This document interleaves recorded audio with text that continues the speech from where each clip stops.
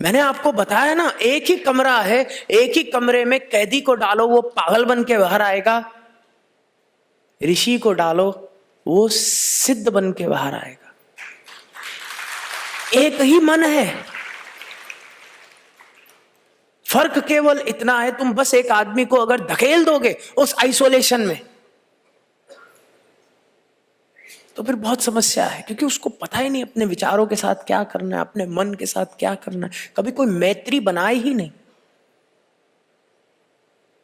और एक शिव योगी जानता है, वो जानता है अहम ब्रह्मास्मि, वो खुद ही की सुषुम्ना में यात्रा करनी जानता है, वो खुद ही के भीतर विभिन्न लोकों में प्रवेश करना जानता है, विभिन्न चेतना के स्तरों को पहचानता है।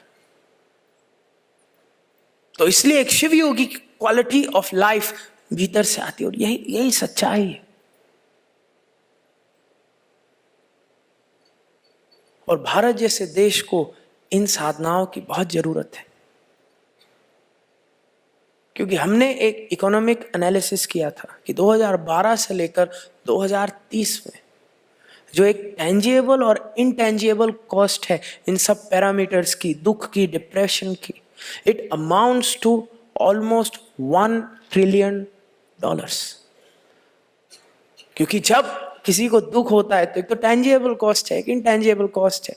टेंजिबल कॉस्ट है कि भैया अब इतना दुख हो गया, मैं काम पे जा ही नहीं सकता, मैं पढ़ाई कर ही नहीं सकता, बर्नआउट हो गया मुझे।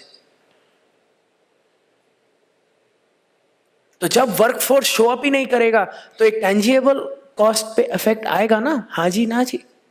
और एक इनटेंजिबल कॉस्ट है, मैं अपने शरीर का नहीं ध्यान रख सकता, मैं बड़ा दुखी हो गया, मेरे को तो बड़ी समस्या है, मैं बड़ा डिप्रेस्ड हूं, मैं शरीर का नहीं ध्यान रख सकता, मैंने अपने शरीर को बीमार कर लिया। और फिर एक लॉन्ग टर्म इंटेंजिबल कॉस्ट उसकी क्या होगी। और उसके बाद अब मैं दुखी हूं, मैं हैरान हूं, मैं परेशान हूं, मैं अपने बच्चों का ध्यान नहीं रख पा रहा। तो एक लॉन्ग टर्म बच्चों पे क्या इफेक्ट होगा जब एब्सेंटी पेरेंट्स होंगे, कि जब बच्चे को सहारा चाहिए था, बच्चे को मार्गदर्शन चाहिए था, तब तो हम अपने ही आपत्तियों में अड़े हुए थे। और अब बच्चा अब ट्रॉमा लेकर के पैदा हो रहा है, एक ट्रॉमा लेकर के पल बढ़ रहा है, तो उसके जीवन पे भी तो एक प्रभाव पड़ेगा। हमने एक साइकिल क्रिएट कर दिया। और ये जो वेरियस कॉस्ट जब हमने एनालाइज की, हमने कहा कि देखो इतना लॉस हो रहा है, in a country like India it cannot afford such losses my friend। सोचो यही सारा जो एक कॉस्ट है, इसका अगर हम 10% भी बचा लेते तो इट इज $100 बिलियन। अच्छा सर, 100 बिलियन में आप कितने स्कूल बना दोगे, कितने अस्पताल बना दोगे, कितना इंफ्रास्ट्रक्चरल डेवलपमेंट कर सकते हो। और ये बस मैं आपको इसलिए बता रहा हूं ताकि आपको समझ आए, आपके गुरु अवधूत Shivanand is worth $1 trillion.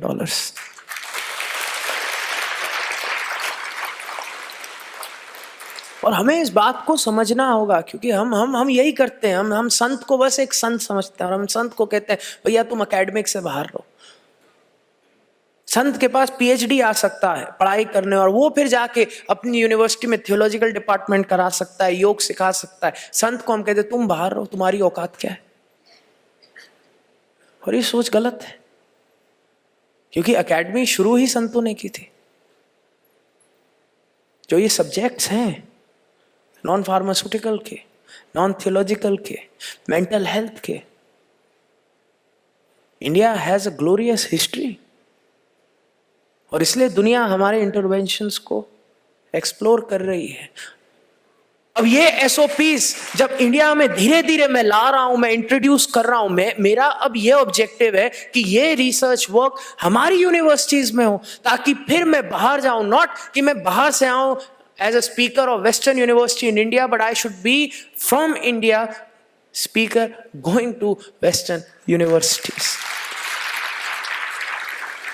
But that can only happen through research। और हर समय बाबा जी ने हम शिव योगियों को सिखाया, देखो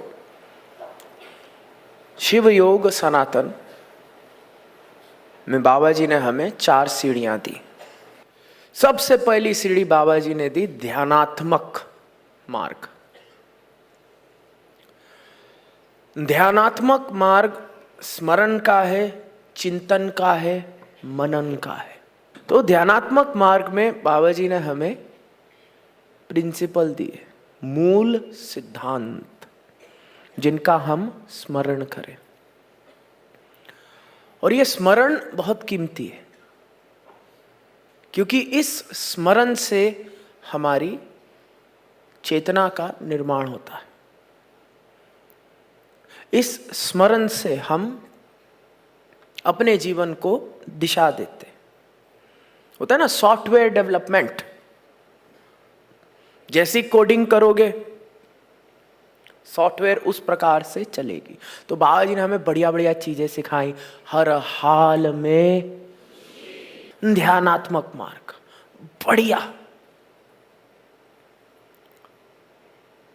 200% लाइफ, तुम ही अपने भाग्य के विधाता हो। और मेरा फेवरेट, शिव अनंत, शिव कृपा अनंता। और ये ध्यानात्मक मार्ग कीमती है, क्योंकि कभी जब हम चल रहे हैं और कोई क्राइसिस आता है, कोई सिस्टम एरर आता है, तो हमारे गुरु की प्यारी सी आवाज में भीतर से आवाज आती है, शिव अनंत, शिव कृपा अनंता। मैं एक बहुत बड़े साहब से मिला, उस बड़े साहब ने कहा मेरा और बाबा जी का ऑर्डर बुक चलता है। फिर मैंने पूछा क्या है ऑर्डर बुक? कहता है गोल्डन बुक मेरा ऑर्डर बुक है। मैं गोल्डन बुक पे लिखता है मेरे को इतना चाहिए, ये वो, है ना, कुछ एक विजन बनाता हूं और तब मैं सोचता नहीं, क्योंकि मेरे गुरु ने सिखाया शिव अनंत, शिव कृपा अनंता। और कहता है मैं जो लिखता हूं सब हो जाता है। और जब मैं उसकी आंखों में देख रहा था, एक शांति थी, एक ठहराव था, एक वैराग्य जो तभी आ सकता है कि अब कोई लिखने को बचा ही नहीं। अब आप क्या लिख दोगे?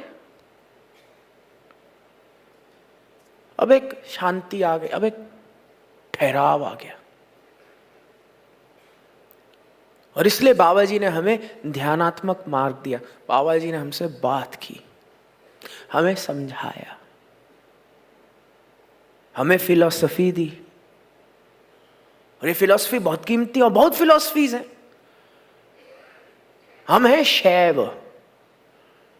और जब मैंने ललिता रुद्रम की दीक्षा दी, मैंने उनको दिखाया हमारी गुरु परंपरा कहां से आती, भगवान आदिनाथ से लेकर अवधूत शिवानंद तक। और ये हमारी फिलॉसफी है, ये हमारे सूत्र हैं। और बहुत सूत्र हैं, कोई सूत्र अच्छा नहीं, कोई सूत्र बुरा नहीं, सबके अपने सूत्र होते। ये हमारे सूत्र हैं। और हमारे सूत्र में तो हम हैराइकी पे चलते हैं। हमारे महाकाल है, हमारा गुरु तत्व है, और हम हैं। तो ये तो था शिव योग का ध्यानात्मक मार्ग।